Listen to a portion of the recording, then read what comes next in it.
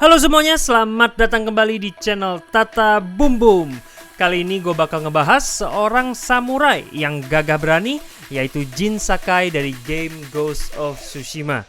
Nah, kenapa gue memilih si Jin Sakai ini? Karena menurut gue luar biasa banget perjuangan dari sang samurai di game Ghost of Tsushima, dimana kita bisa belajar dikit lah dari dia. Beberapa poin yang akan gue sebut di sini menurut gue akan sangat berguna khususnya bagi kita-kita yang ingin memulai atau sedang menjalani suatu bisnis.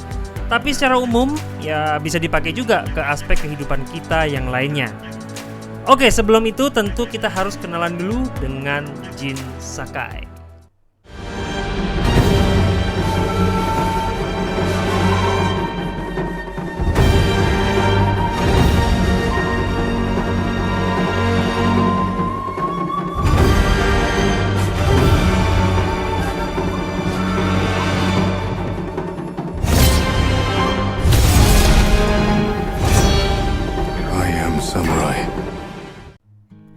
Oke, jadi si Jin Sakai ini adalah anak dari seorang samurai yang bernama Kazumasa yang berasal dari klan Sakai di sebuah pedesaan bernama Omi yang terletak di Pulau Tsushima di Jepang. Nah, dari kecil Jin Sakai sudah digeber skill dan mentalnya dan didoktrin secara ketat dengan kode etik seorang samurai, baik oleh ayahnya sendiri maupun oleh pamannya yang bernama Lord Shimura. Tapi sayangnya, sewaktu si Jin masih bocah, dia harus kehilangan kedua orang tuanya. Ibunya meninggal karena sakit, sedangkan ayahnya mati terbunuh oleh para bandit. Akhirnya si Jin Sakai dirawat oleh pamannya, yaitu si Lord Shimura, yang akhirnya menganggap dia seperti anak sendiri. Nah, lompat kurang lebih 15 tahun ke depan, negara Mongolia yang berasal dari daratan China akhirnya menginvasi Jepang. Di bawah kepemimpinan Khotun Khan, wilayah pertama yang diincar oleh mereka adalah Pulau Tsushima. Tentu saja Jin Sakai dan pamannya Lord Shimura tidak tinggal diam. Sebagai seorang samurai yang terhormat, mereka memimpin pasukannya untuk memukul mundur pasukan Mongolia dari Pulau Tsushima. Tapi berkat taktik hebat yang tidak konvensional oleh Khotun Khan, pasukan Jepang harus menelan kekalahan. Jin Sakai sendiri cukup sekarat walau selamat, sedangkan pamannya Lord Shimura harus tertangkap oleh Mongolia. Jadi bisa dibilang Pulau Tsushima berhasil direbut oleh Khotun Khan, namun belum 100%. Jin Sakai yang selamat tentunya tidak rela kalah dan berusaha sekuat tenaga untuk menyelamatkan pamannya dan mengusir para pasukan Mongol dari Pulau Tsushima. Nah, di sini kita akan belajar apa saja yang dilakukan oleh seorang Jin Sakai yang membuat dia begitu hebat hingga dia bisa mengalahkan pasukan Mongol.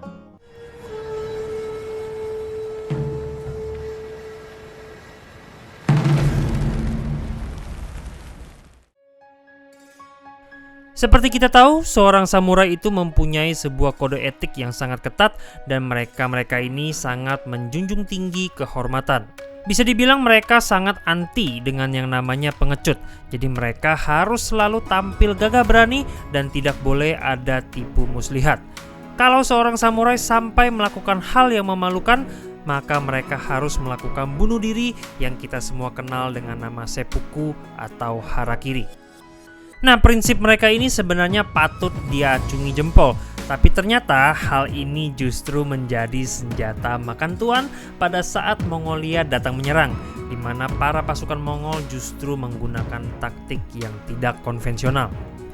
Para samurai, Jin Sakai dan Lord Shimura terlalu kaku dalam menghadapi pasukan Mongol, jadi mereka hanya melakukan serangan frontal karena menganggap ya itu adalah hal terhormat yang harusnya dilakukan oleh seorang samurai.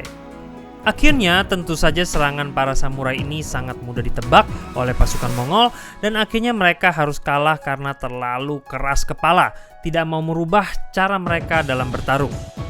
Nah, disinilah Jin Sakai akhirnya mengakui bahwa kode etik samurai ini sudah usang dan tidak efektif sama sekali untuk menghadapi pasukan Mongol. Dia tidak lagi mengikuti kode etik samurai secara keseluruhan dan justru mengadopsi taktik gerilya. Jin Sakai rela melepas tradisi yang kaku dari seorang samurai demi bisa mengalahkan pasukan Mongol. Jin Sakai pun akhirnya belajar untuk fleksibel. Dia bisa bertarung seperti seorang samurai atau seperti seorang ninja, tergantung situasi. Pasukan Mongol akhirnya kewalahan untuk menghadapi seorang Jin Sakai yang sangat sulit ditebak dan akhirnya mereka kalah oleh taktik dari Jin Sakai tersebut. Nah, di sini kita belajar bahwa dalam menghadapi berbagai tantangan, kita tidak boleh kaku-kaku banget. Kita harus bisa adaptasi alias menjadi orang yang lebih fleksibel dan berani merubah tradisi-tradisi lama yang tidak efektif jika kita ingin bisa bertahan di dunia yang sangat cepat perubahannya saat ini. Apalagi di dunia bisnis misalnya, pasti banyak sekali hal-hal baru dan kita harus terus up to date. Jika sampai tidak bisa beradaptasi dan hanya menggunakan cara lama dan yang itu-itu aja, lama-kelamaan kita pasti tenggelam. Jadi, adaptasi dan taklukkan tantanganmu.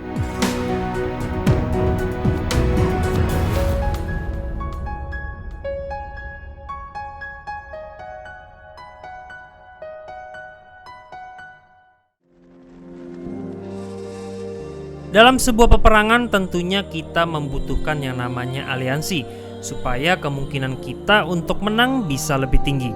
Nah, dalam pertarungannya melawan pasukan Mongol, Jin Sakai tentu tidak sendiri. Dia harus berkawan dengan sejumlah orang atau kelompok untuk melawan si Mongol ini. Tapi nyatanya tidak semuanya ingin membantu Jin Sakai. Disinilah kemampuan negosiasi dari Jin Sakai diuji. Salah satunya Jin Sakai harus meminta tolong kepada sebuah klan besar bernama klan Yarikawa yang sebenarnya merupakan musuh bebuyutan dari klan Sakai. Awalnya klan tersebut tidak mau membantu Jin Sakai karena mereka bisa dibilang punya dendam kesumat sehingga mereka nggak percaya dengan si Jin Sakai ini. Padahal musuh mereka adalah sama, yaitu si pasukan Mongol. Akhirnya Jin Sakai harus terlebih dahulu membuktikan niat baik dia. Pada saat benteng Yarikawa diserbu oleh pasukan Mongol, Jin Sakai membantu pertahanan mereka dan akhirnya berhasil menangkis serangan dari pasukan Mongol. Akibat kejadian tersebut, akhirnya klan Yarikawa setuju untuk membantu Jin Sakai dalam usahanya untuk mengalahkan pasukan Mongol di Pulau Tsushima. Dari sini kita belajar bahwa dalam bernegosiasi kita tidak boleh serakah. Untuk mendapatkan yang kita inginkan, tentunya kita harus bisa memberikan timbal balik yang setimpal kepada partner kita. Jadi jika ingin bisnis kamu berkembang lebih cepat, carilah partner-partner usaha untuk membantumu. Tapi ingat ya guys, jangan jadi orang yang udah maruk, pelit lagi. Jadilah orang yang fair atau adil supaya kamu menjadi orang yang bisa dipercaya. You say you are not soldiers. You are warriors. We can defeat the invaders and save our home, but only if we stand together.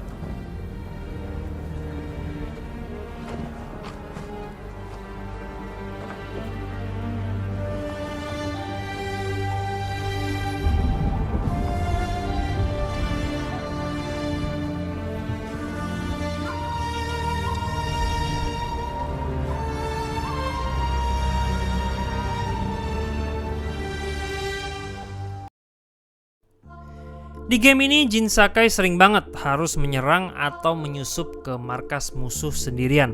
Nah, tentu saja si Jin tidak bisa menyerbu begitu saja, itu sih namanya cari mati. Disinilah Jin harus melakukan yang namanya observasi dan analisa terlebih dahulu. Ternyata si Jin ini sangat lihai. Sebelum masuk ke markas-markas musuh, dia akan melakukan espionase untuk mencari spot-spot strategis yang cocok untuk melakukan penyergapan maupun lokasi yang lemah pertahanannya. Selain itu, Jin juga tahu bahwa diri dia sangatlah jago dalam hal manjat-memanjat dan parkour layaknya Jackie Chan. Jadi dia seringkali memanfaatkan kemampuan uniknya ini untuk mencari jalan-jalan alternatif yang tidak diduga oleh musuhnya. Nah, menanggapi hal tersebut, jadi ada sebuah quote ya dari seorang ahli perang China pada zaman dulu yang bernama Sun Tzu atau biasa disebut Sun Tzu yang berkata demikian. If you know the enemy and know yourself, you need not fear the result of 100 battles. If you know yourself but not the enemy, for every victory gained you will also suffer a defeat. If you know neither the enemy nor yourself, you will succumb in every battle. Artinya, jika kamu tahu baik tentang musuhmu dan dirimu sendiri, maka kamu tidak perlu takut akan hasil dari 100 peperangan, alias bisa menang terus. Tapi jika kamu hanya tahu tentang dirimu tapi tidak tahu apa-apa tentang musuhmu, maka kamu akan menang sekali dan kalah sekali, alias 50-50. Yang paling parah nih, jika kamu tidak mengetahui baik musuh maupun dirimu sendiri, maka kamu akan kalah di setiap peperangan. Jadi dari sini kita bisa belajar bagaimana seharusnya menghadapi musuh-musuh kita, atau lebih tepatnya kompetitor kalau di dunia bisnis. Kenali dirimu dan kenali juga musuhmu.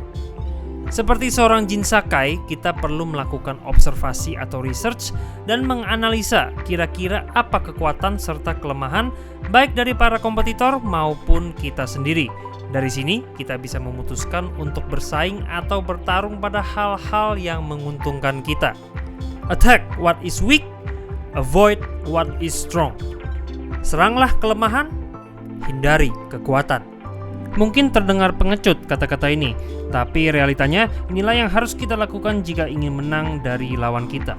Misalnya, jangan sampai kita tahu nih kalau kompetitor kita tuh kuat di hal modal, lalu kita malah beradu harga dengan dia.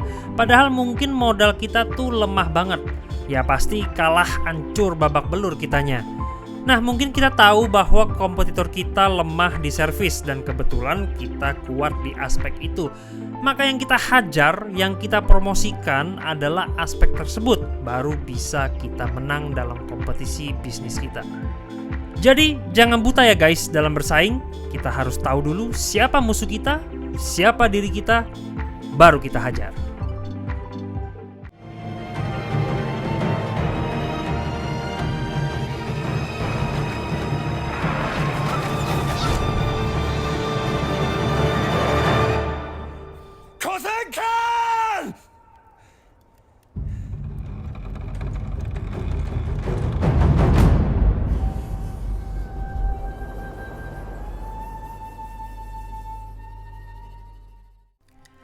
Oke guys, segitu aja hal-hal yang bisa kita pelajari dari jagoan kita, sang samurai Jin Sakai.